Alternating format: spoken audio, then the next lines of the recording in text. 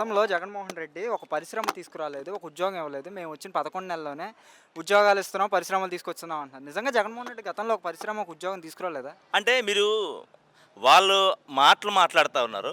ఇవి ప్రజలు చూస్తా ఉన్నారు. ప్రజలకు తెలుసు. జగన్మోహన్ రెడ్డి గారు వచ్చిన నెక్స్ట్ 2 నెలల్లోనే కొన్ని లక్షల ఉద్యోగాల్ని సచివాలయం పేరుతో ఆయన తీసుకురావడం జరిగింది. వాలంటీర్ల పేరుతో కొన్ని లక్షల మందికి ఉపాధిని కలిగించడం జరిగింది. ఇంతవరకు స్టిల్ నేను అడుగుతా ఉన్నాను. లోకేష్ బాబుని కానీ విద్యాశాఖ మంత్రి ఉన్న లోకేష్ బాబు ఇవాళ కొన్ని వేల మంది రోడ్లెక్కి డిఎస్సి కోసం వాళ్ళు పడిగాపులు కడతా ఉన్నారు. ఇంతవరకు ఒక ఉద్యోగ పాపన పోలేదు. ఇవాళ వాలంటీర్లకు 10,000 రూపాయలు జీతాన్ని ఇస్తానని వస్తాయని చెప్పాడు. ఏదైతే వాలంటీర్లు ఉన్నారో వీళ్ళంతా కూడా రోడ్లెక్కి మా బ్రతుకులేండి, మా పరిస్థితి ఏంటని చెప్పి వాళ్ళు కూడా దీక్షలు చేసే పరిస్థితిలో ఉంది.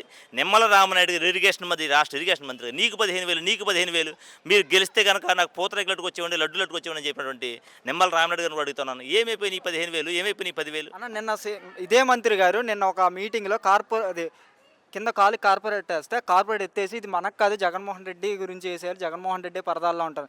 ఎంతవరకు జగన్మోహన్ రెడ్డి గతంలో పరదాలు కట్టుకుని వచ్చాడా జనాల్లోకి? అంటే జగన్మోహన్ రెడ్డి గారు ఎప్పుడు జనాల్లోకి వచ్చినా కూడా జస్ట్ ఒక ఫ్లెకార్డ్ చూపిస్తే చాలు. ఒక ఫ్లెకార్డ్ చూపించి అన్నా నా పరిస్థితి ఇది హెల్ప్ అని అడిగితే కొన్ని లక్షల రూపాయలు, కొన్ని కోట్ల రూపాయలని ఆ పేదల కోసం పంచిపెట్టిన ముఖ్యమంత్రి. అంటే కొన్ని కోట్ల రూపాయలు అలా పంచిపెట్టడానికి జనాల్లోకి వచ్చి పంచిపెట్టాడంటే ఖచ్చితంగా జనాల్లోకి వస్తేనే కదా. మీరు ఎన్ని విజిటింగ్లు చేసినా, ఎన్ని మీటింగులకు వెళ్ళినా ప్రజలు ఎవరైనా ఒక ఫ్లెకార్డ్ చూపిస్తే వెంటనే ఆగి స్పందించి వాళ్ళ అవసరాలేంటో తీర్చేటువంటి మంచి మనసున్న నాయకుడు జగన్మోహన్ రెడ్డి గారి.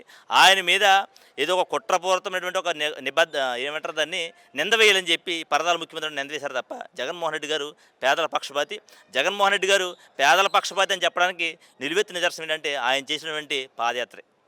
అన్న ఇంకా మళ్ళా కొత్తగా ఏంటంటే జగన్మోహన్ రెడ్డి భయపడుతున్నాడు, అరెస్ట్ అవుతాడని చెప్పి, అందుకని బెంగళూరులో దాక్కుంటున్నాడని చెప్పి కూడా కొన్ని మీడియాలో, కొన్ని ఛానల్స్లో నిజంగా జగన్మోహన్ రెడ్డి గారు భయపడతారు వీళ్ళకి? అంటే ఓ మాట చెప్తాను, సినిమాలో ఒక డైలాగ్ ఉంటుంది, భయానికి మీనింగ్ తెలియని బ్లడ్ అది. ఎందుకంటే ఆయన తండ్రిని చూసుకునో లేకుంటే మాంగారు దగ్గర పార్టీ లేకుండా వచ్చినాడు కాదు.